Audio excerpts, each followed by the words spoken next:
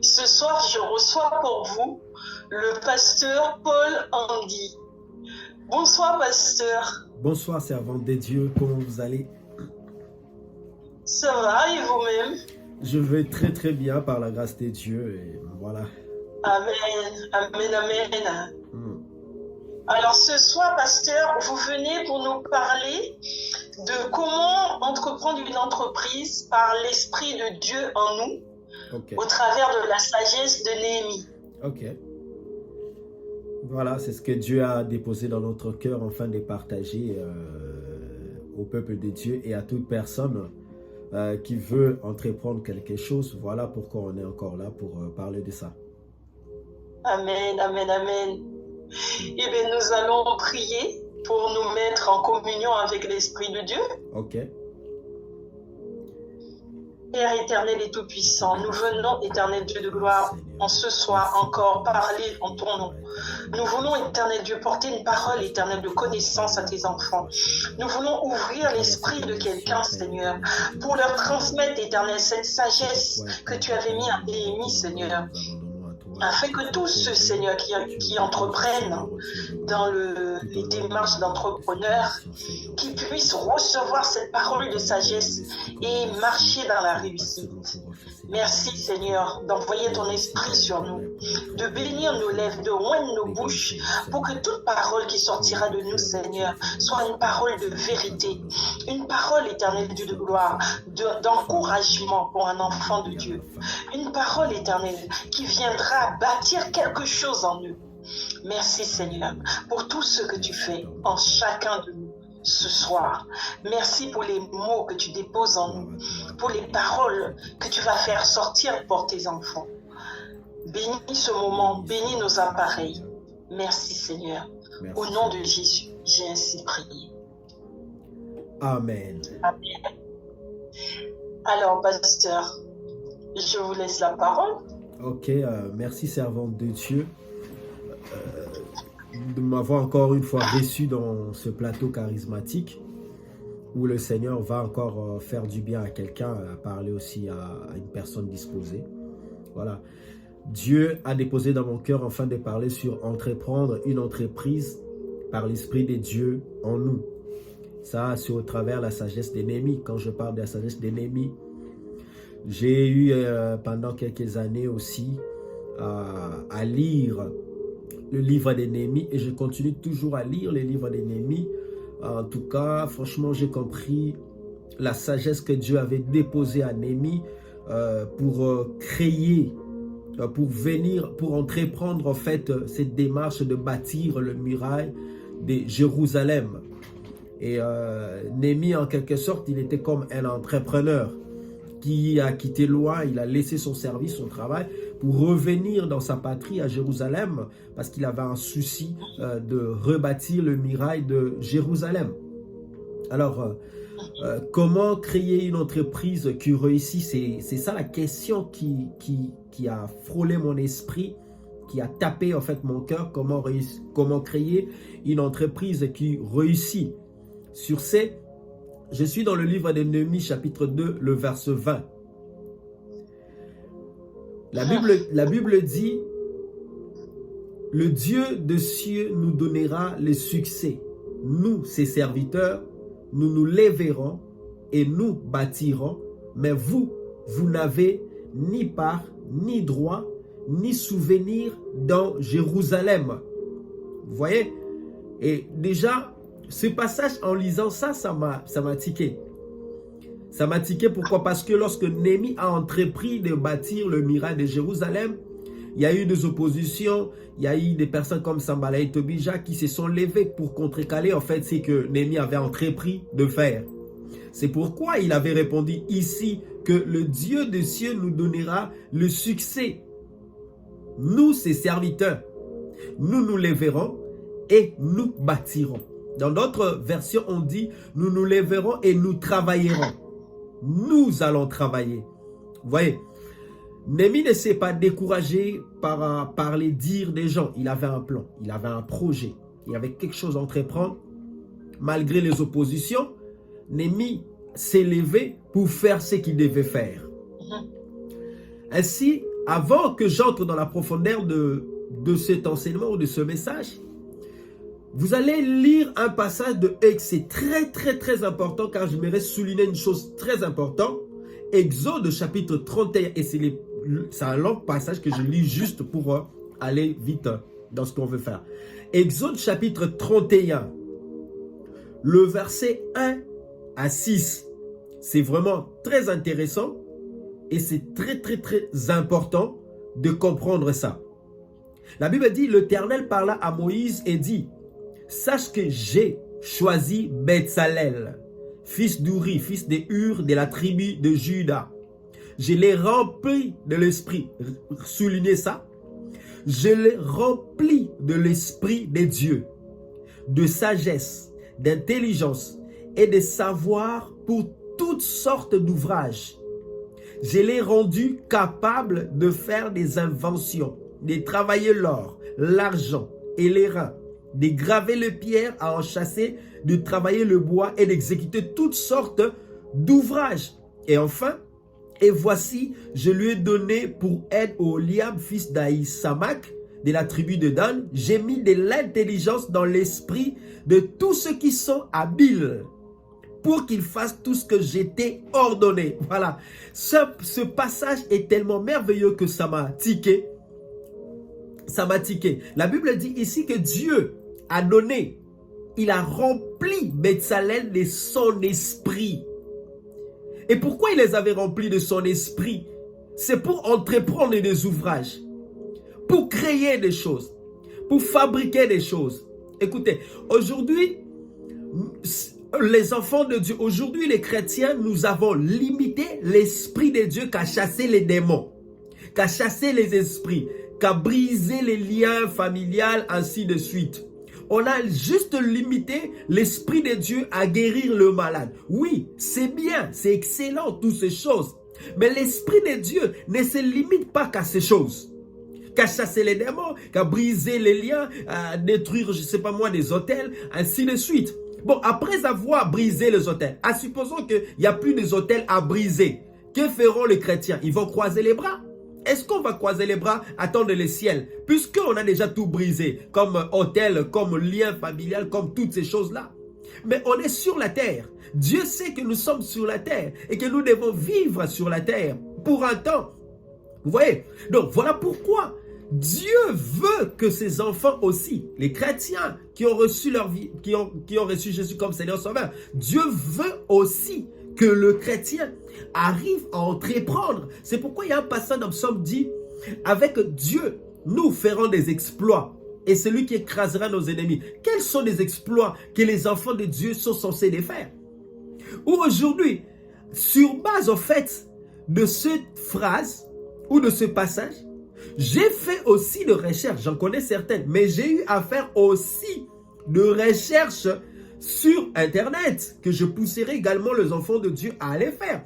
Je fais des recherches, quels sont les chrétiens nés de nouveau qui ont eu à créer des entreprises qui fonctionnent aujourd'hui. Alors, j'ai été surpris, il y a tellement beaucoup de chrétiens, mais je vais prendre quelques-unes juste avec des petites phrases. Vous allez comprendre que lorsqu'on parle de Truett Cathy, où Samuel Truett Cathy était un fervent chrétien, membre de la First Baptist Church de Jonesboro en Georgie. Vous voyez? Il y a enseigné à l'école du dimanche pendant plus de 44 ans. Il a enseigné. Mais écoutez ceci. Après son diplôme universitaire, il est enrôlé dans l'armée. Et je saute. On dit ceci. En 1967, il ouvre son premier Chick-fil-A dans une toute nouvelle galerie marchande. Petit à petit, les établissements de la chaîne vont peupler les centres commerciaux du sud et de l'ouest des États-Unis. Et enfin, Truett Cathy deviendra par la suite le fondateur et président directeur général de la deuxième plus grande marque de fast-food, restauration rapide, spécialisée dans le poulet aux États-Unis, le Chick-fil-A. C'est un chrétien. Voilà. Donc, la liste est tellement longue, je n'aimerais pas tous les citer ici, parce que la liste est tellement longue, mais vous allez comprendre qu'il y a des chrétiens qui ont créé des entreprises, qui ont fait des entreprises qui jusqu'à aujourd'hui, ça prospère. Et même, j'ai lu leur déclaration, c'était fort. D'autres ont dit, ils ont travaillé. C'est que Dieu était au centre de leurs entreprises, de ce qu'ils étaient en train de faire. Vous voyez? Alors, sur ces, je vais nous donner des exemples de chrétiens, comme je viens de le dire. Il y a Stephen K. Scott, il y a Cher Wang, il y a Steve Masiwa, il y a Mary Kay H. Donc, pour ne citer que ces gens-là. Si par exemple, je prends Mary Kay H était une femme d'affaires, américaine et fondatrice de Mary Kay Cosmétiques, entreprise spécialisée en soins de la peau. Son entreprise avait un chiffre d'affaires de plus de 1,2 milliard de dollars et une force de vente internationale dans plusieurs pays. Mais regarde ce que cette femme a dit. Il dit, lui, son slogan était quoi? Dieu d'abord, la famille ensuite, la carrière enfin. Ça, c'était son slogan. Dieu d'abord, la famille ensuite, la carrière enfin. Alors, maintenant, Dieu nous donnera du succès. A dit Néhémie à toutes ces personnes qui les combattaient. Dieu nous donnera du succès. Sur ces, c'est quoi le succès? Si je un peu me référer dans le dictionnaire dit ceci, c'est qui arrive à quelqu'un de conforme au but qui s'est proposé dans une affaire, dans une entreprise ou dans un travail. C'est-à-dire quelque chose qui vient de bien. Une personne s'est proposé un but, et il a un but, il a un plan, et quelque chose qui arrive de conforme à ce qu'il fait. C'est-à-dire il réussit. C'est la réussite de ce que l'on espérait. Et la gloire qui s'ensuit. C'est ce qu'on appelle le succès. C'est-à-dire... Eh bien, sœur, je vais vous demander comment faire, comment est-ce que le chrétien qui veut entreprendre, qui veut s'engager dans cette voie-là, qu'est-ce que vous lui conseillez? Justement, je suis en train d'arriver, merci, très bonne question. Justement, je suis en train d'arriver dans ça. Vous voyez, pour créer une entreprise, qu'est-ce qu'il faut faire? Voilà, donc je m'aurais atterri dans ça. Il y a des points que j'ai énumérés pour qu'un chrétien arrive à créer une entreprise qui a du succès. Je voulais simplement donner ces exemples d'abord pour motiver des chrétiens qui ont peut-être un plan, qui veulent se lancer dans quelque chose, mais qui hésitent encore. Je voulais leur faire comprendre d'abord qu'il y a, c'est pourquoi j'ai donné l'exemple, qu'il y a encore d'autres personnes qui n'ont pas encore, il y a encore d'autres personnes qui ont fait des entreprises, qui ont créé des entreprises et qui réussissent jusqu'aujourd'hui. Donc, c'est possible parce que Dieu est le même hier, aujourd'hui et éternellement. Voilà. Donc, et là, pour créer une entreprise, selon la sagesse de Néhémie, ce que j'ai pu tirer, la première des choses, il faut avoir une vision, un but, des objectifs ou un plan. Vous voyez? Sur la chose que tu veux entreprendre. Tu dois avoir une vision. Tu dois avoir un but. Tu ne peux pas te décider, un jour tu te réveilles, ok, je me lance. Non. Tu dois avoir des objectifs. Qu'est-ce que tu veux faire? Que vois-tu en fait? Tu le verras dans Néhémie chapitre 2 verset 5. Néhémie il a vu qu'est-ce qu'il devait faire en fait. Le miracle de Jérusalem était complètement détruit. Alors lui, il a un plan. Il a un objectif à atteindre. Et il veut se lancer dans ça. Si tu veux te lancer dans quelque chose, il faut fixer des objectifs. C'est à quoi tu veux te lancer. Ça peut être dans le domaine informatique. Ça peut être dans le domaine commercial. C'est-à-dire la vente des choses, des vêtements peut-être, ou d'autres choses. Ça peut être dans le domaine éducatif. Tu veux créer quelque chose éducatif. En fait, voilà, tu veux créer une agence, tu veux créer, je sais pas moi, une entreprise, quelqu'un. Voilà, tu dois avoir un plan pour te lancer. Sans le plan, tu iras nulle part, tu iras loin. Vous voyez? C'est-à-dire, ça peut être et sur ça peut être avant ou après la prière, mais si c'est avant la prière, soumettez ça à Dieu dans la prière. Si Dieu l'approuve, vous pouvez vous lancer. Qu'est-ce que je vais dire par là? C'est-à-dire que tu peux avoir ces plans, cette vision, la vision des choses, la vision de c'est à quoi tu veux entreprendre dans ta vie. Alors, ça peut venir avant ou même après la prière. Et quand je dis après la prière, c'est-à-dire, tu peux aussi prier. Dieu peut déposer au travers son esprit une idée. C'est pourquoi je parle de entreprendre une entreprise par l'Esprit de Dieu en nous. Le Saint-Esprit n'est pas limité. Le Saint-Esprit peut nous donner des idées. Vous voyez, il peut nous donner des idées, des choses à faire. Et par la prière, tu peux prier que Dieu t'oriente. Que tu peux prier que Dieu te montre ce que tu dois faire pour créer ton entreprise. Dieu peut te le dire, Dieu peut te le révéler, Dieu peut te parler. Mais aussi, tu pouvais avoir aussi une idée sur quelque chose bien avant même que tu pries. Mais si tu as déjà un plan de la chose que tu veux faire, alors dans ces cas, viens avec la chose que tu as auprès de Dieu tout d'abord. Soumettez ça à Dieu, priez le Seigneur et Dieu doit approuver la chose. Si Dieu approuve la chose, c'est que tu as 100% que ton entreprise, pour que ton projet puisse réussir, pour que ton projet puisse marcher. Vous voyez? Mais si Dieu ne l'approuve pas, ici, il faut être sensible à la voix du Seigneur. Car il peut te demander de changer, alors il faut être souple. Dieu peut te dire aussi de modifier ton projet. Dieu peut te dire aussi de changer ton projet. Vous voyez? Donc c'est très important. Je souligne que c'est très important. Ça c'est de 1. Premièrement, pour créer une entreprise, il faut commencer à avoir un plan, des objectifs, une vision. Deuxièmement, je dis, il faut prier avant, pendant et après. Néhémie chapitre 1, verset 11. Et nous allons voir aussi Romains 8, verset 26. Je ne le lirai pas, je donne pour que les gens lisent. Ainsi que 2 Rois 6, 17.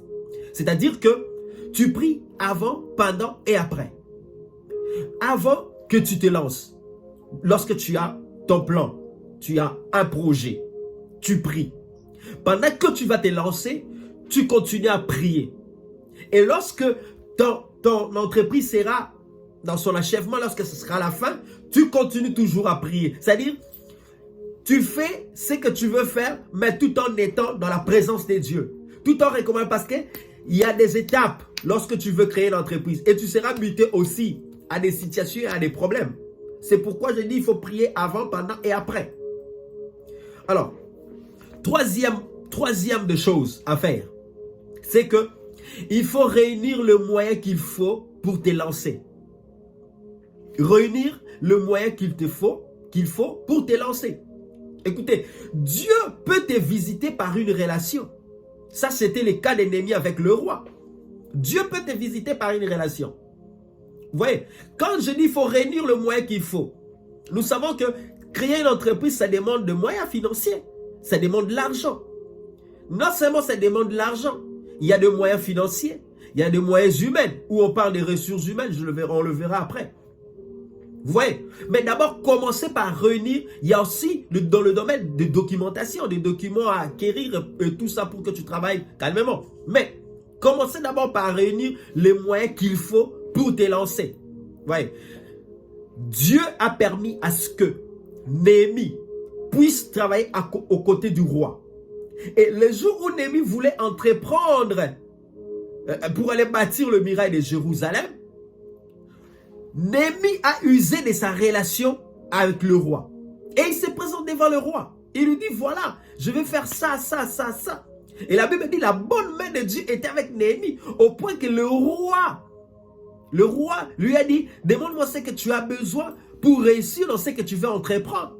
Et Néhémie a commencé à demander au roi, je veux qu'on me donne des lettres, que tu me fasses des lettres que je vais présenter tout au long des frontières, là où je vais aller à la forêt pour prendre des bois, ainsi de suite, les lettres que je vais présenter. Vous voyez, Néhémie était en train de réunir des moyens qu'il faut. Il ne devait pas aller entreprendre quelque chose sans tous ces moyens-là. En d'autres termes, la banque peut aussi octroyer peut-être des crédits ou des fonds. Tu peux aussi aller octroyer un crédit à la banque par rapport à ton projet. Tu présentes ton projet, il est bien et tout ça, tu vas le soumettre et que tu veux des moyens financiers, la banque peut financer tes projets. Ou encore le gouvernement, puisque le roi faisait partie du gouvernement. Le gouvernement peut aussi financer un projet. Tout dépend dans le cadre à laquelle tu veux entreprendre une entreprise, tu veux évoluer dans ce que tu veux faire. Vous voyez, l'Esprit de Dieu était avec Néhémie et il orientait Néhémie. Ça, c'est la troisième des choses. Réunir le moyen qu'il faut pour te lancer. Vous voyez, Alors, la quatrième des choses, c'est quoi? Il faut réunir les documents qu'il faut. Quand je dis les documents qu'il faut, c'est au travers de ces documents qui te donnera le droit légal de te lancer sans complication.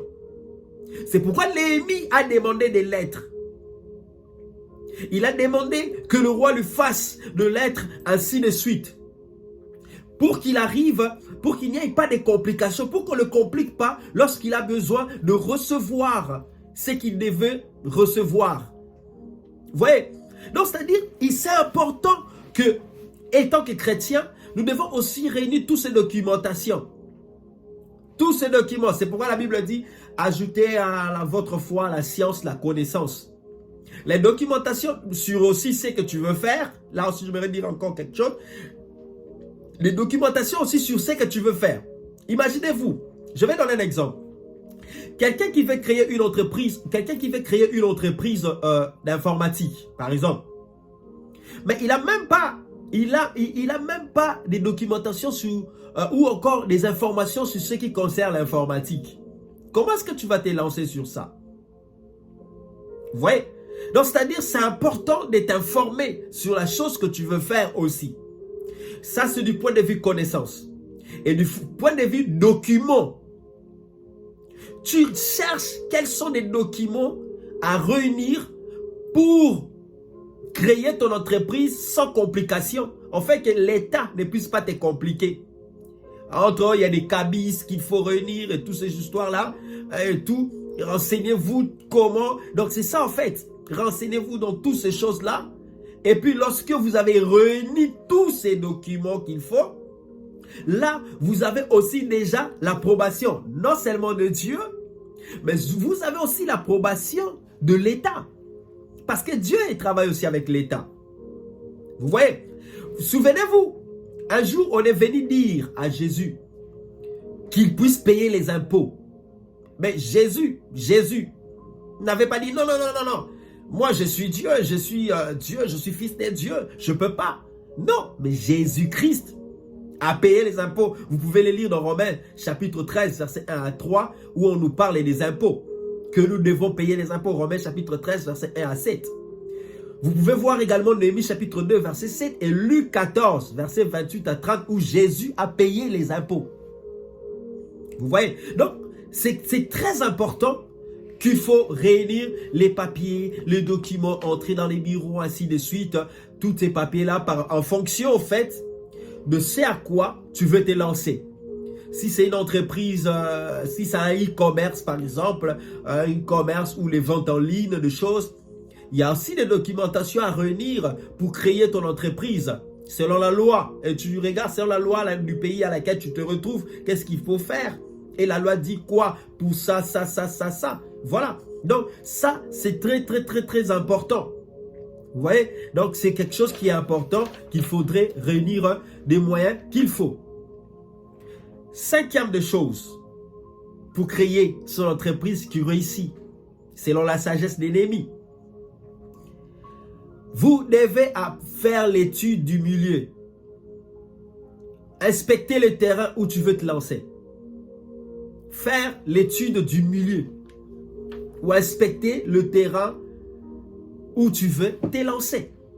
Et lorsque je parle de faire l'étude du milieu, la Bible dit, Néhémie s'éleva la nuit. Dans Néhémie chapitre 2, Néhémie chapitre... La Bible dit, Néhémie s'éleva la nuit.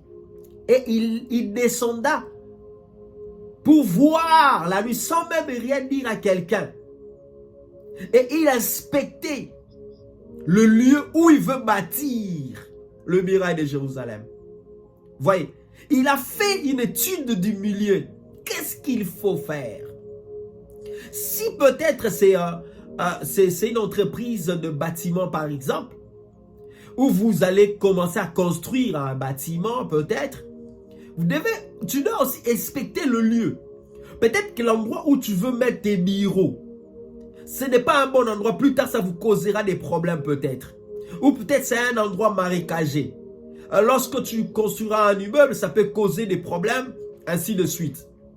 Vous voyez? Donc, il faut faire il faut inspecter le lieu, l'endroit où tu veux implanter ton entreprise, où tu veux placer ton entreprise. Et non seulement ça, et quand il faut aussi faire l'étude du milieu, il faut voir aussi dans le domaine, faire l'étude du marché. C'est-à-dire quoi?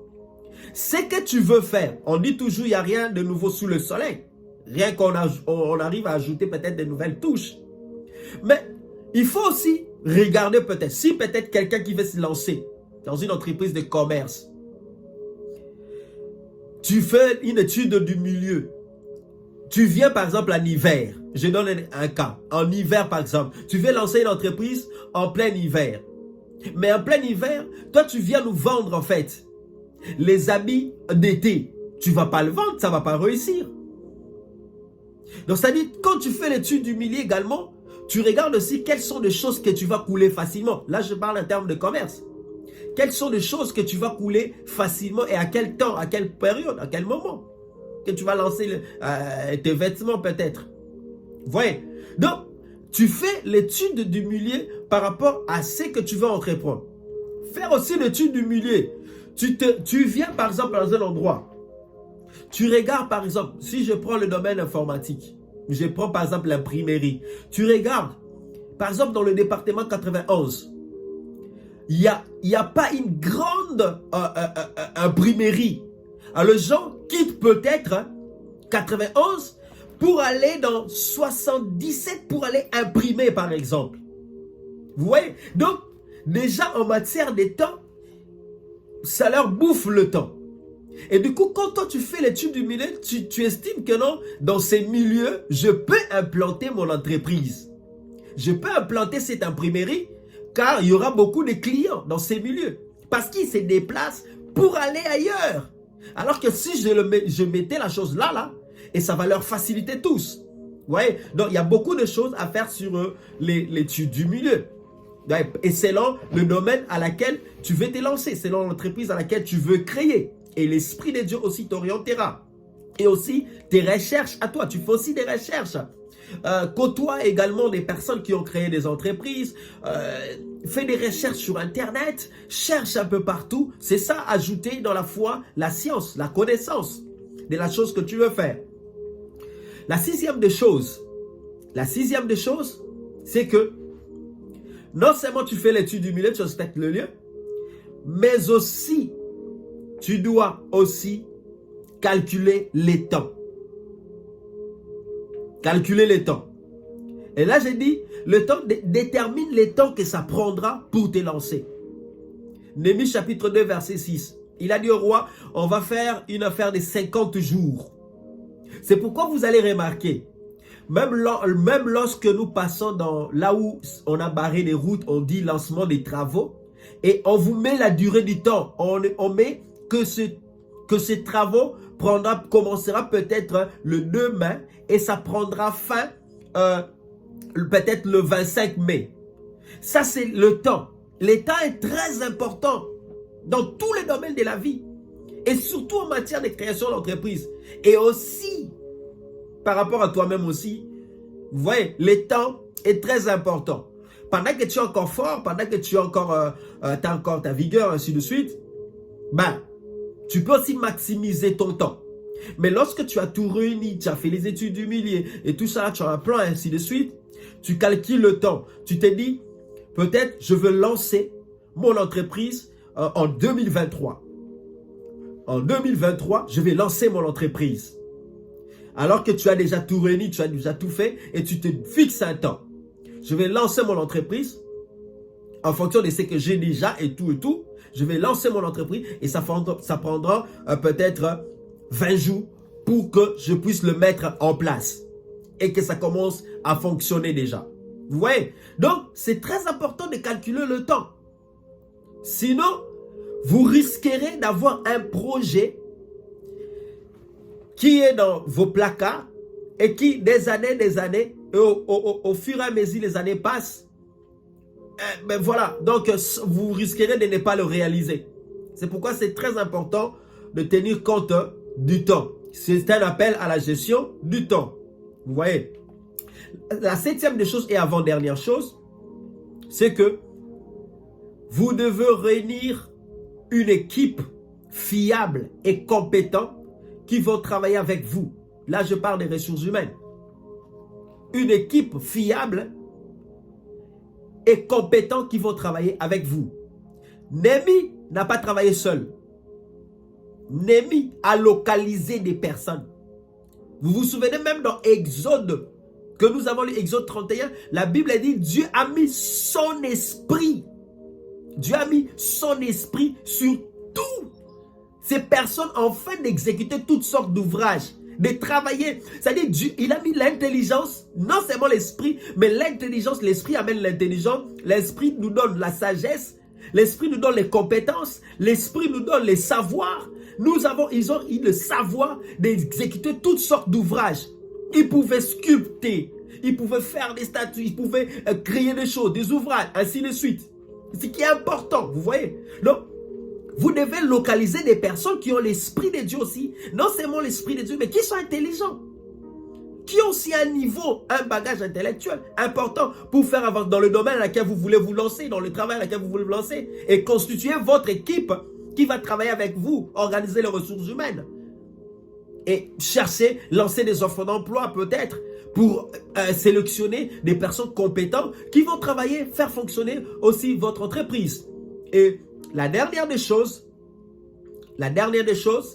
c'est que tu dois te rassurer maintenant que la bonne main de Dieu, Dieu lui-même est avec toi, car sans lui, on échouera en toutes choses. Josué chapitre 5, Josué chapitre 1, versets 5 à 8. Que ce livre de la loi ne s'éloigne pas de vous. Méditez le jour et nuit, c'est alors que tu réussiras dans toutes tes entreprises.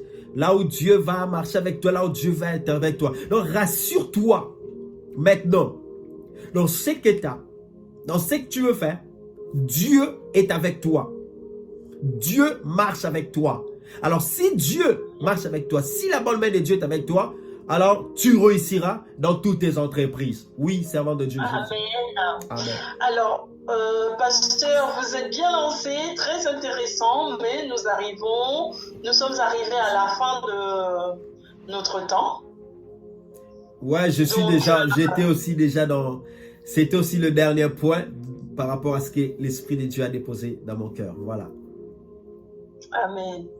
Eh bien, je vais vous demander de conclure et ensuite, vous aurez un temps. Il vous reste 5 minutes pour conclure et terminer ce que vous avez à dire. Voilà, dans tout ce que je vais conclure, les gens n'auront qu'à...